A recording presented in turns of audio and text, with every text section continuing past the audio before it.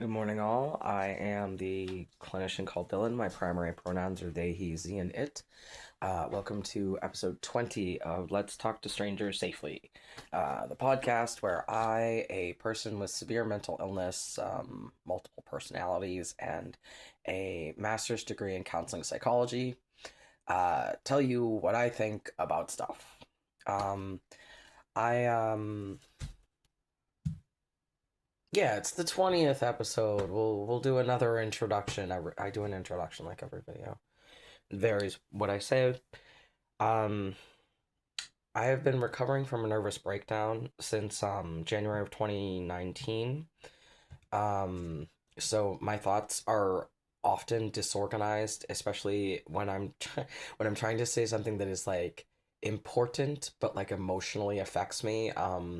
I worked myself to exhaustion, teaching children and families how to not be awful like me. Because I grew up in a very toxic environment with a lot of emotional abuse. There was sexual abuse that happened to me, and a lot of people I knew, the way that I've been just explained is like I grew up steeped in rape culture. Like when you grow up surrounded by like just the concept that men, like whether we think it's right or wrong or not, this is just what is going to happen, is that men and boys are going to take whatever they want from people they perceive as girls and women, and there's just nothing we can do about it if we choose to be around men and boys. Like that is the message that a lot of people are getting, is like if you choose to be female in this world,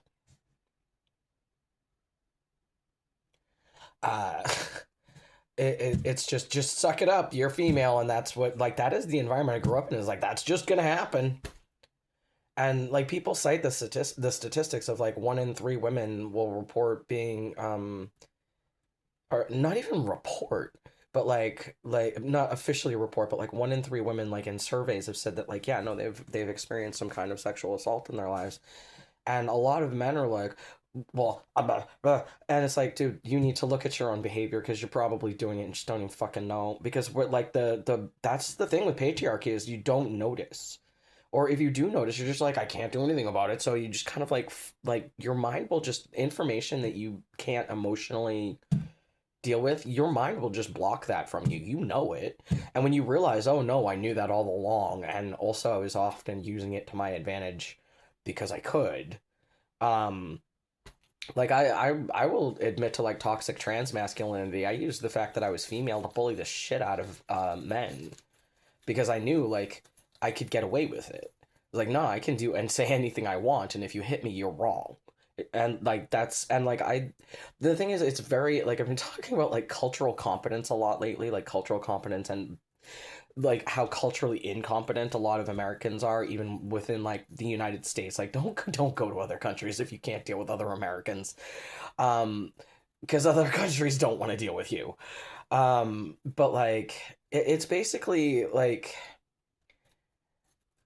read the room. Like like I come from Massachusetts, and the culture that I identify with most, even though it's not really the one that I was like in for a long while there, is like the Boston Irish tough guy, like I'll fight anyone, kind of like the street rat druggy. Like I ran with that crowd for a while. I was like, yep, that's me. On and that's like, for a long time I was like that. If I actually managed to make it away from home, that's I'm gonna end up dead in a ditch because I'm that guy, but like wicked reckless.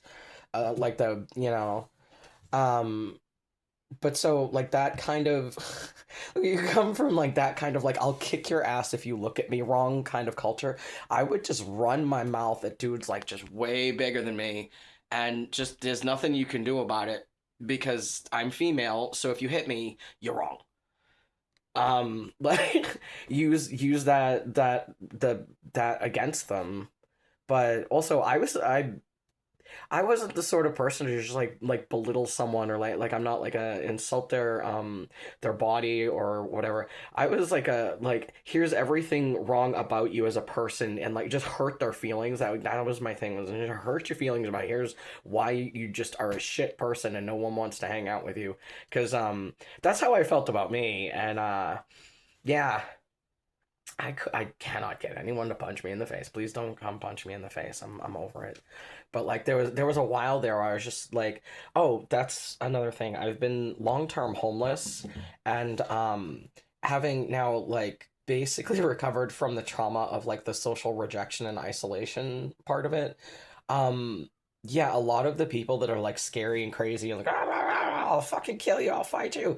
Yeah, they're like that because they are socially isolated and touch starved. They're basically feral. They don't see themselves as human half the time. Or at least that's how I and a whole bunch of other people that I have talked to about this problem feel. Is that like we feel like frightened animals now when we see other human beings because we were so deprived of like safe human contact for so long.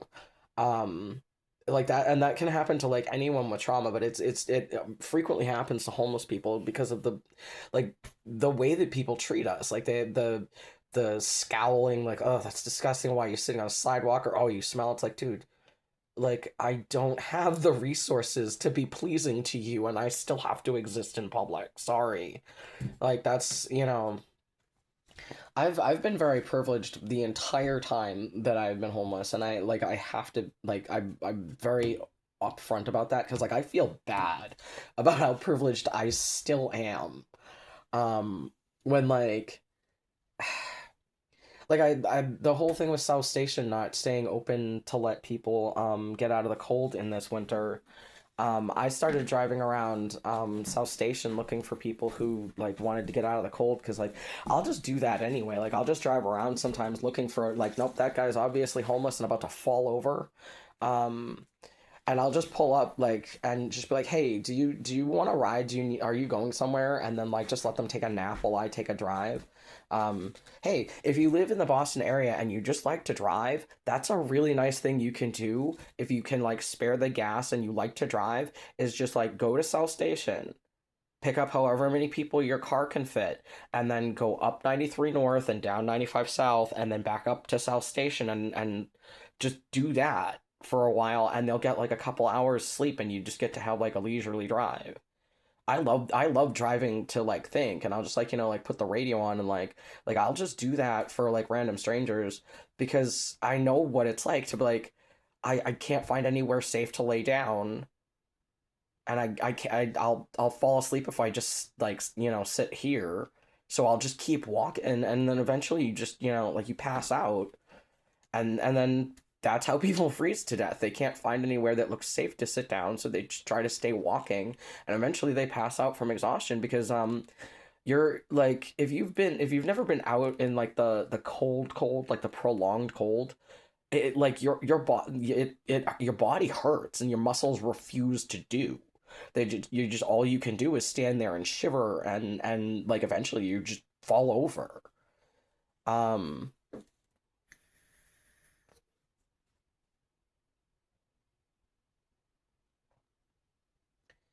um but so yeah, like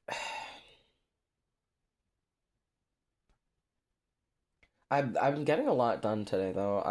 I got up this morning. I woke up this morning at 7 and like immediately started cleaning up the mess I had made last night.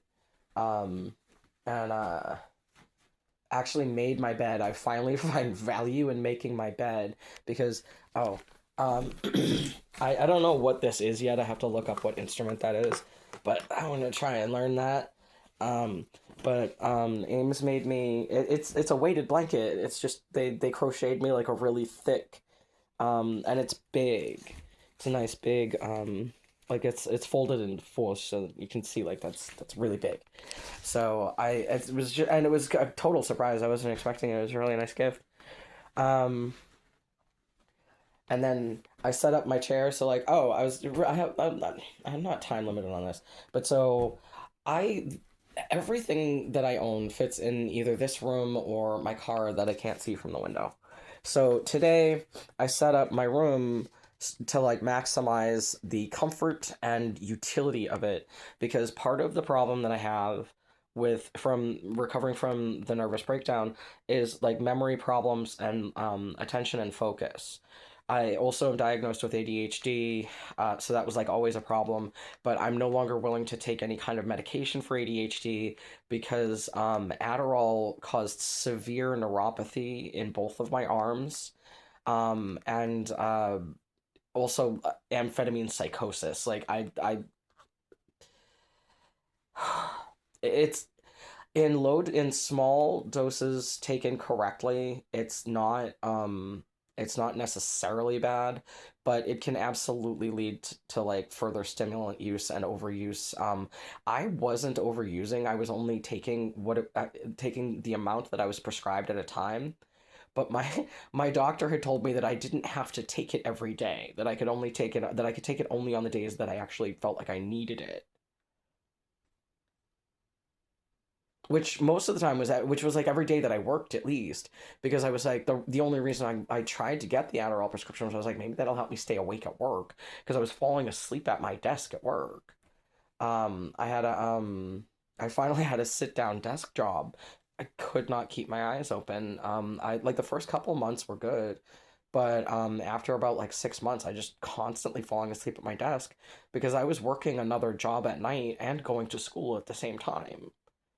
When they finally realized that they needed to utilize me in a role that didn't make me sit down for 8 fucking hours a day, I was excellent at that job. Like when the company outsourced my department to a different company, I ended up training the new manager who came in on like absolutely every function of the job that we were going to be doing, that I was going to be doing under her. I just trained her on all of it because I was really good at it, but like I just like there was one day, I was in the middle of a conversation with a friend of mine I'd make friends with a coworker, and we were talking about the game Spore, and I don't remember what I was saying, but he told me that all of a sudden just kind of went in a tribal stage, and my head hit my chest, and he was just like, "D, what the? Are you all right?" I was like, "Huh?" He's like, "Yeah, no, you like were in the middle of a sentence and fell asleep." He was like, "I am worried about you." I was like, I'm just a lot of homework. Don't worry about it." Um, so yeah, stuff about me as a person. Since now that I'm getting a little bit of attention in the intentional communities groups, people might actually be starting to pay attention to these videos. I think someone other than me actually watched one. Um, so I have been roaming around the United States for the last several years, and mostly stayed in Massachusetts the last 2.5 years, I guess, like 3 years. It's going on 3 years that I've been mostly in Massachusetts, but still done a little bit of traveling. But this is the life that I've wanted since I was 12 years old and started running away from home. And I've started more recently talking like more openly about how like when I was younger, I didn't consider it engaging in sex work. I didn't think of it that as what I was doing because there was no money exchange. But I would go out on the streets and just do whatever I wanted. Um, in exchange for like drugs and alcohol. And that's the thing is I say drugs and alcohol, but like it was like weed and alcohol. I didn't get into the hard stuff because I was cautious. I was like I know that's too dangerous and I'm too reckless for that and I'll destroy my life too quickly. I didn't try cocaine until I was in my 40s, and I was like, no, I definitely think I could handle trying it, and if it's good, I'll be able to like put it down. Um, like I tried crystal meth once and I did not like it, so I'm just not going to do that again. Or I might try it again and with a different crowd and see if like maybe with different people it's better. Because I'm pro drug. I just think like the approach to drugs in this country is stupid. Like the Dare program was designed to get people like me into a bad situation. You don't dare defiant people. And like the government has acknowledged that yeah, the whole war on drugs thing was on purpose to fuck people up. Like they've admitted like the people who were involved in setting all that, yeah, no, we knew exactly what we were doing. Did that on purpose.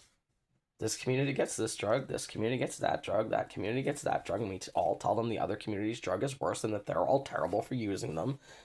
Kill your local heroin dealer.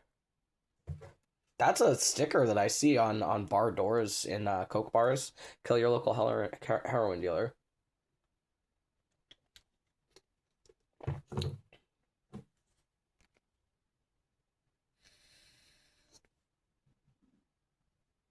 It's just class warfare.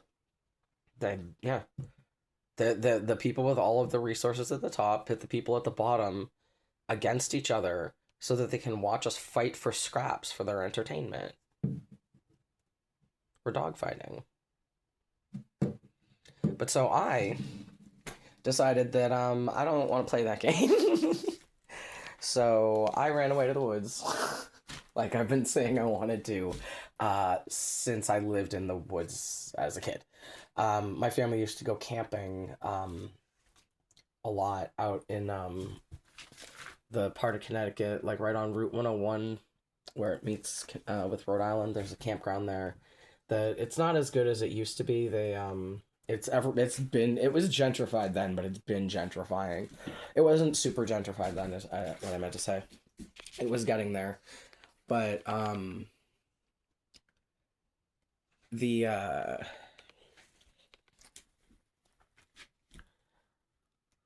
the great outdoors is where I prefer to be. I don't like I grew up in the suburbs, but the house that I lived in bordered the town forest. So as far as I was concerned, the whole forest, including the swamp, was like our backyard, and I'd just like wander off into the woods when I wanted.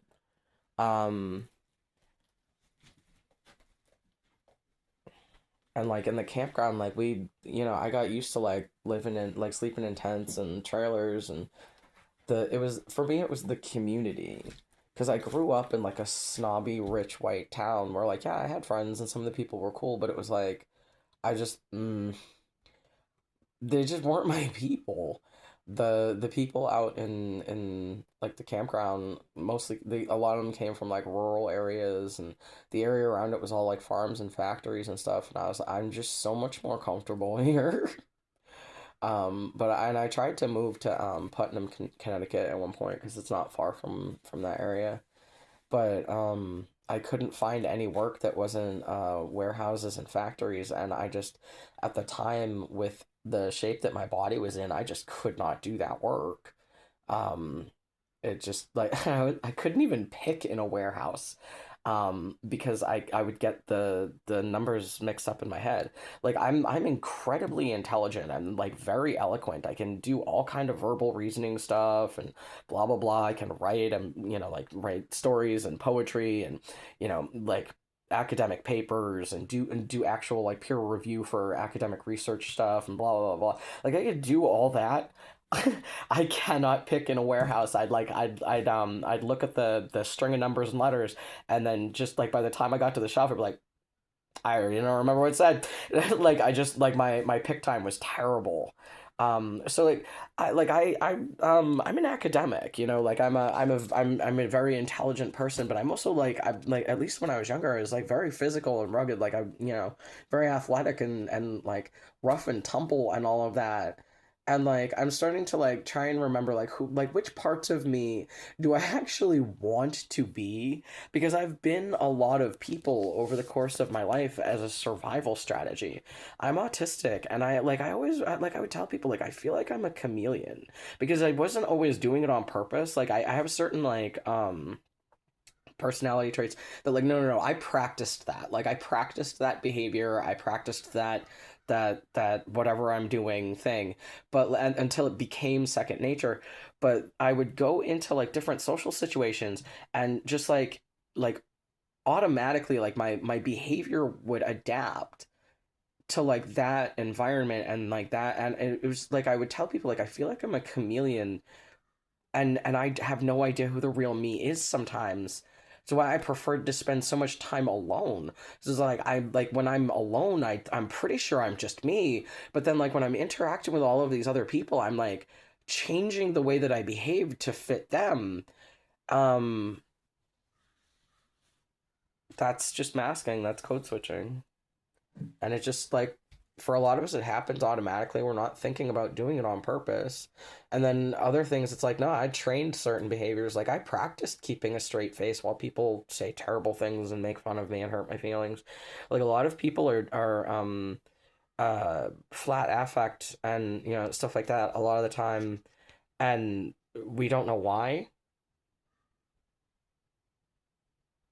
I know why. I practiced staying very calm to regulate my own emotions so that I didn't have meltdowns and lash out and hit people. Because, like, I don't just fly off the handle and start yelling and screaming. I have panic attacks that other people misinterpret as aggression. That happened very recently with a police officer I just wasn't expecting to have to talk to. I yelled at that man until he got into his car and left. That's a true story. Okay, I'm gonna take my glasses off and you look me in the eye. That is a dead serious true story. The other night in Quincy, I called because I had locked my key in my car by accident.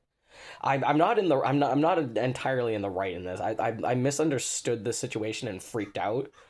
And he just honestly he did the right thing. He was mad, but he left, which is what I wanted. But like I called the police non-emergency line because I had locked my key in my car and I did not have any way to get I could not afford to get it out. I'm homeless and poor.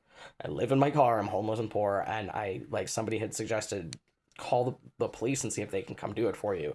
And I was like, I don't want to have to talk to them, but okay, I'll try it. Because yeah, no, I have kind of a history of negative involvement with the police right now happening in my life. So I called them and polite-ish on the phone. I got irritated because they're like, she takes my license plate number and then tells me she can't do anything. So, which like, okay, that's like red flag. Okay, you're taking my information, but you're not actually able to help me. And I got mad. She's like, wait, I gotta slow down.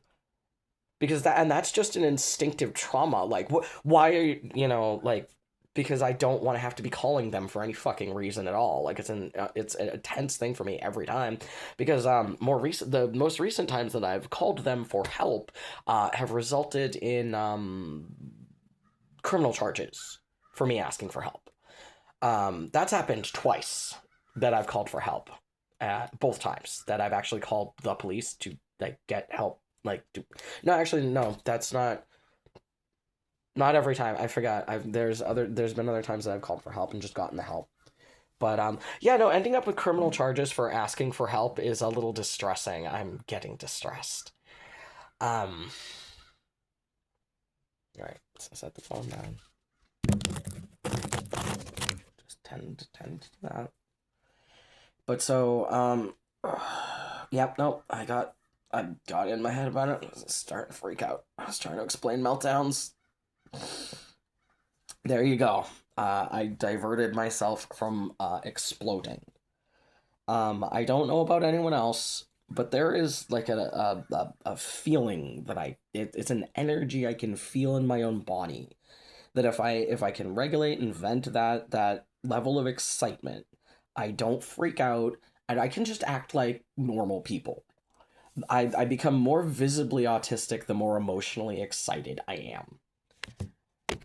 Which is why it pisses me off when people tell me that I don't seem autistic. I've worked really hard for you to think that. And I wish I hadn't had to in the first place. So I do not work out. I'm fairly muscular, because when I get angry, rather than kick the shit out of whoever's in front of me, which is what I did as a small child. Like, I would just launch myself at people and just attack them. I just stand and clench and shake until eventually I have to let go, and there's just this tremendous wave of relief that goes from like the top of my head down into my toes and back up and forth, because that's a way to get your brain to release the relaxing, like the dopamine and the serotonin and the other stuff that you need. You can just tense. Any muscle group you want will work. I try to do like the whole body. You tense up all of your muscles and hold it for however long you want. I go for as long as I can, because that just the way, like, sometimes you might want to sit down if you're not used to doing it, because the wave of relief, and that's just like a natural like boost. If you just do that do that as part of your like stretching routine, it can like help improve your mood and your mental health. And also I like I'm not bragging, I'm confused. I just keep getting more muscular, and I never have an opportunity to actually, like, I have all this extra skin because I used to be really fat. Um but like I keep getting more muscular without actively trying to build muscle. Like my legs have always been really thick, but like my arms and my neck and my shoulders are starting to get like really like solid. And I'm just like that's just like me walking around doing my normal, like living my life, and testosterone. I like that's that, as far as I can tell, that's it. Like I haven't, like, I'm, yeah, I'm eating better, and I'm, but like my normal life now is, because I'm homeless, I do a lot of walking, and I'm constantly carrying like heavy backpacks and like helping other people carry heavy things. So like I don't need a gym, I just am homeless. So like I do a lot of like walking and lifting and whatever anyway. But the testosterone, I think, is helping add the muscle on. Um, and like, so let me veer off into happier things than the upsets. Is I'm in my space in the a house that I'm helping fix up in Vermont. I've been staying here since the end of January. Yeah, just before the end of January. So it's been about a month. And I now finally have like my room all the way set up, because when I first got here, all I could do was like lay down and sleep. I just lay down and listen to TV. I was very, very depressed. And also I needed to adjust to the altitude difference. If you've never traveled, and like you're going from like a big altitude switch, like I'm up in the mountains now and not down at sea level. Um the air is markedly different, even if you like, you might not notice it right away, but like it is different. You might feel fatigued if you go up. And I don't know what the difference is if you're like grew up and are accustomed to like being in the altitudes and then you go down, but like just people who don't travel, if you're gonna start traveling, just be aware of like altitude changes, air pressure changes, stuff like that actually does like affect mental health a lot. Um, because it affects the altitude changes, and the it affects the oxygen and the amount of oxygen you're gonna able to get into your air, your lungs and stuff. I remember the first time I went to Colorado, I flew there and we drove to Denver to go to a nightclub. And this was when I was like in my 20s and active, and I hadn't gained all the weight yet, and was still like going dancing like every other week. Could not dance in Denver. I couldn't breathe. Um, so just something to be aware of. I like to throw in random information that I've learned in life. Like, whenever anybody asks for a random health advice, I'm like, eat yogurt if you have to take antibiotics so you don't get thrush. That's just like, I just love those little tidbits of wisdom that I've learned along the way. I finally understand as an adult why old people will not shut up about their shits.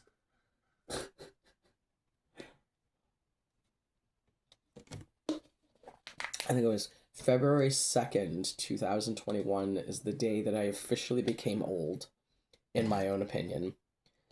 Because that is the first time that I can recall saying in earnest to another old person, if you don't have your health, you don't have anything. That's my marker for I'm officially old, is I actually even care about my health. I've lived with suicidal depression my entire life. So, but so, all right. Emotions are re-regulated. I feel better again. So this is the point of this. Oh, I'm at 29 minutes. Perfect.